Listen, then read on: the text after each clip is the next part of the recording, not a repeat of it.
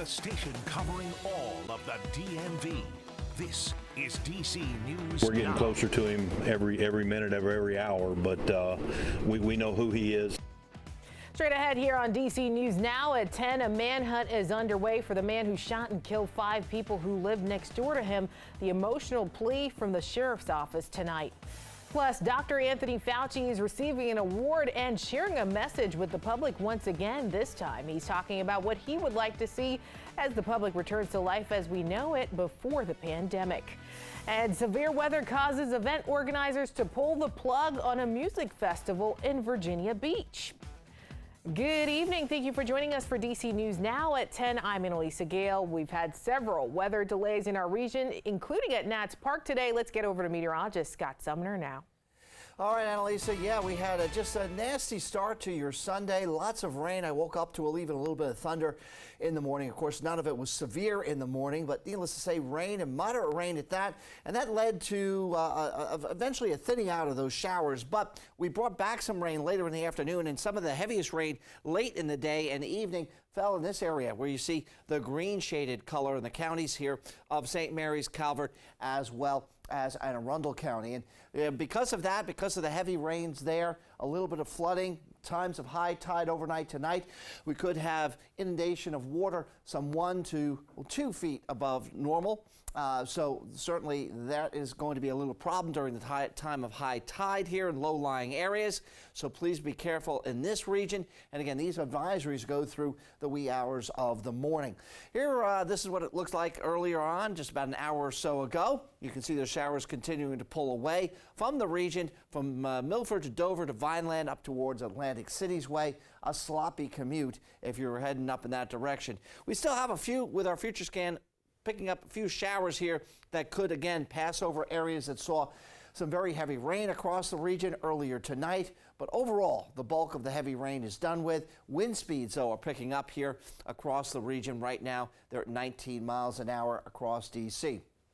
Planning your evening tonight, if you're one that has to get up early in the morning here, 4 a.m. mostly clear, 49, 7 a.m. mostly clear and 47 degrees. At least it'll be a dry start to your Monday, but it's going to be a cool one during the afternoon and unsettled for the week. Scattered to isolated showers continue Monday. Even some mountain snow showers. We'll talk more about that in the main weather, but then some more sunshine and dry weather later in the week. We'll show you that 7-day forecast. It's good at the end of the week. All right, thanks, Scott. Well, developing now, the governor of Texas is offering a $50,000 reward for information leading to the man who shot and killed 5 people in a rural town. The suspect has been identified as 38-year-old Francisco Oropesa. Police say the deadly shooting happened after neighbors asked the suspect to stop shooting rounds in his yard. The victims were between the ages of 8 and 31 years old, all believed to be from Honduras. The sheriff got emotional while talking about the young boy killed in a press conference this afternoon. My heart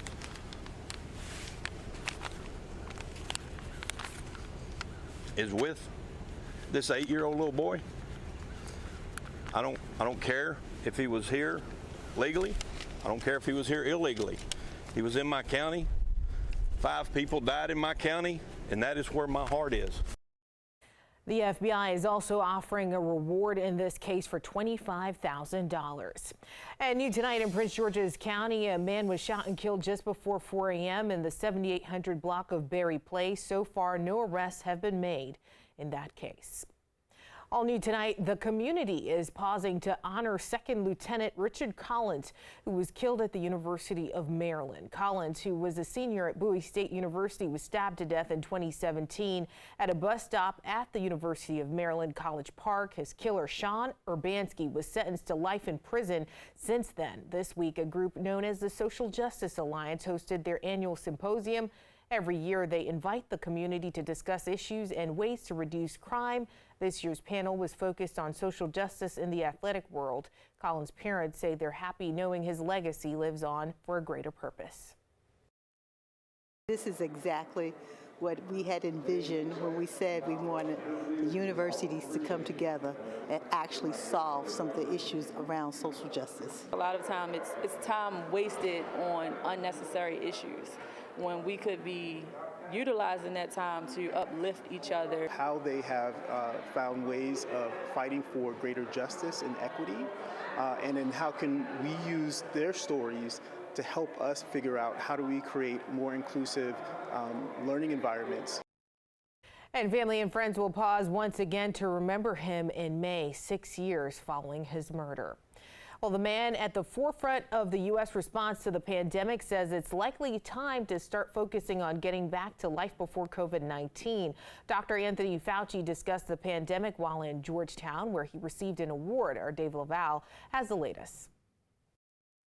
I think we cautiously can begin to approach normality. But Dr. Anthony Fauci warns Americans to be on guard. Historically, we have been fooled before. If you turn the clock back and look at 2021 in the spring, when we thought the levels were going very well down, and then the Delta variant came up and we had a lot of cases in the United States. Fauci again urged Americans to protect themselves from COVID-19. That the best way to prevent any kind of resurgence is to get people vaccinated. One of Fauci's biggest regrets is more people have not heard him. Within the United States, we only have about 69 to 70% of our population has received any vaccination, and only about less than 20% have received the BA.4/5 booster. All yours, Dr. Fauci. Fauci stepped down at the end of last year as the chief medical advisor to the president after 1 year in the position.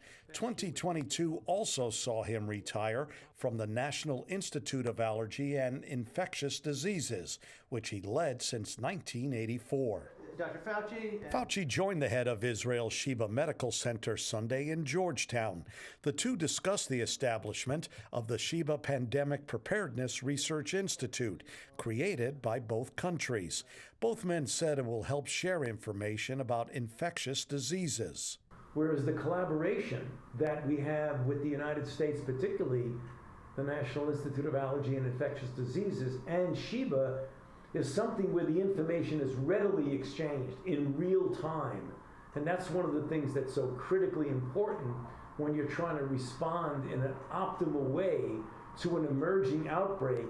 In the United States, we found a friend, a person that could integrate science, medicine, with leadership and decision-making. The medical center also presented Fauci its Champion of Global Human Health Award for his work to help both nations during the pandemic. In Georgetown, Dave Laval, DC News Now.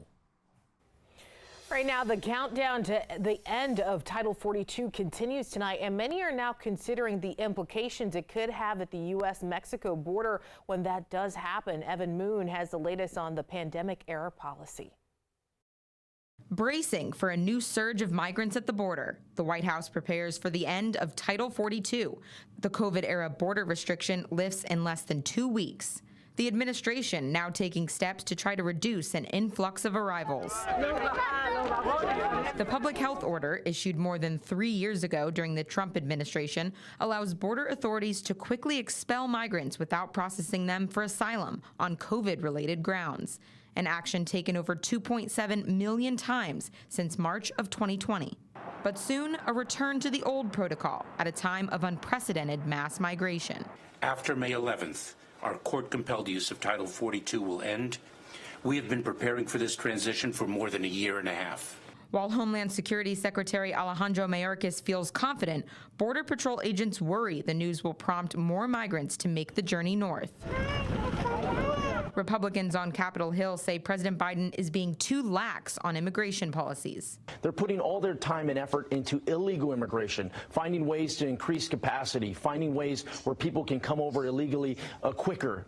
The reality is 9 out of 10 people that come over into our country illegally do not qualify for asylum. You haven't heard the president say one thing about immigration other than just blame others. The administration is trying to send a message of heightened consequences for crossings.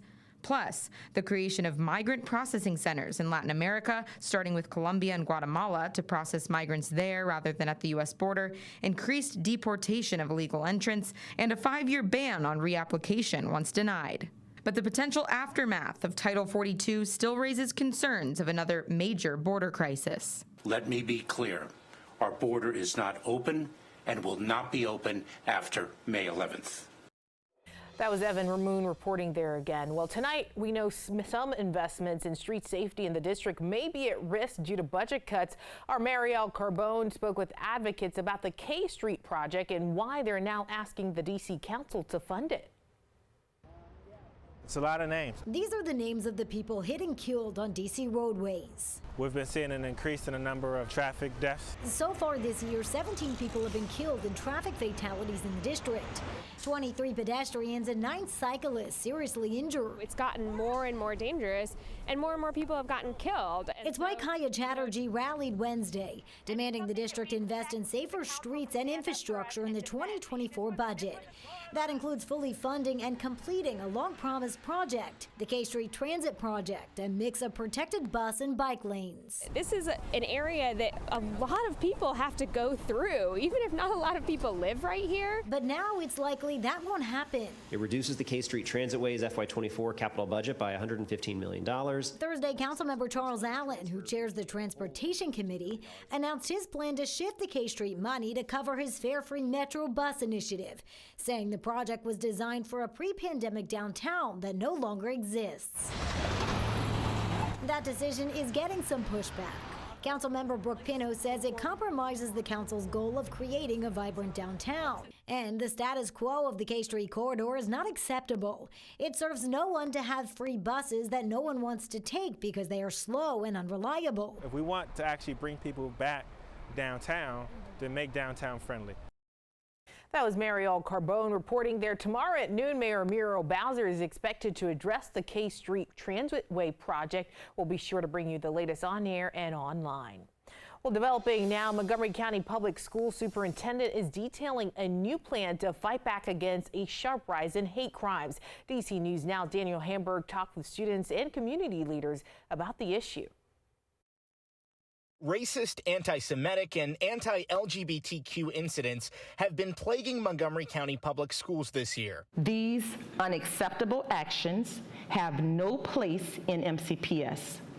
They must be called out and not allowed. That's why Superintendent Dr. Monifa McKnight is outlining how MCPS is coordinating responses to incidents of hate and bias. We will identify key experts in equity, cultural proficiency, and non-discrimination to respond to incidents and strictly scrutinize our system's decisions for evidence of equity. Since July 1st, the beginning of the fiscal year, there have been 166 hate incidents. Anti-Semitic incidents more than tripled. We're seeing it at increasingly younger ages.